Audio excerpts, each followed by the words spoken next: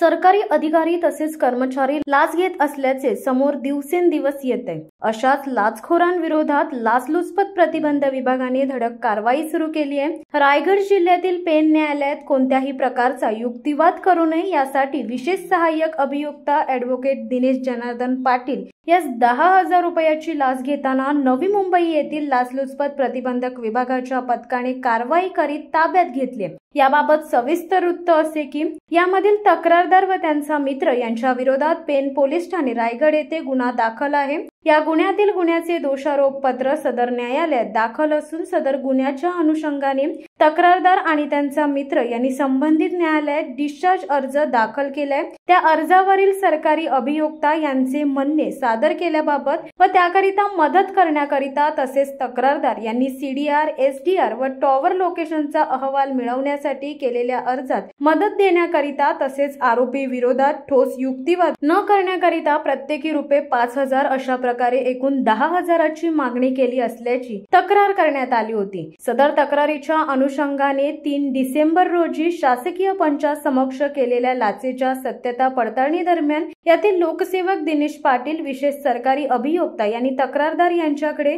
10,000 इतक्या लाचेच्या रकमेची मागणी केल्याचे निष्पन्न झाले। त्यानुसार 4 डिसेंबर रोजी सापळा कारवाई दरम्यान यातील लोकसेवक दिनेश पाटील विशेष सरकारी अभियोक्ता यांना प्रथम वर्ग न्यायदंडाधिकारी पेण येथील त्यांच्या कार्यालयामध्ये मागणी केलेली रक्कम 10,000 स्वीकारताना सापळा पथकाने त्यांना रंगे हात पकडले। आरोपी लोकसेवक ॲडव्होकेट दिनेश पाटील यांना ताब्यात घेऊन त्यांच्या विरोधात गुन्हा नोंद करण्याची कारवाई सुरू आहे। सदर कारवाई ही लाचलुचपत प्रतिबंधक विभाग ठाण्याचे पोलीस अधीक्षक शिवराज पाटील, अपर पोलीस अधीक्षक संजय गोविलकर, गजानन राठोड यांच्या सूचनेनुसार नवी मुंबई लाचलुचपत प्रतिबंधक विभागाचे उप अधीक्षक नितीन दळवी यांच्या मार्गदर्शनाखाली पोलीस निरीक्षक अरुंधती एडवे यांच्या पथकाने यशस्वी केली आहे। सर्व नागरिकांना आवाहन करण्यात येते की त्यांच्याकडे कोणत्याही शासकीय अधिकारी, कर्मचारी यांनी किंवा त्यांच्या वतीने खासगी इस्माने त्यांचे कोणत्याही शासकीय काम करून देण्यासाठी लाचेची मागणी केल्यास तात्काळ संपर्क साधावा असे आवाहन लाचलुचपत प्रतिबंधक विभागाच्या वतीने करण्यात आले।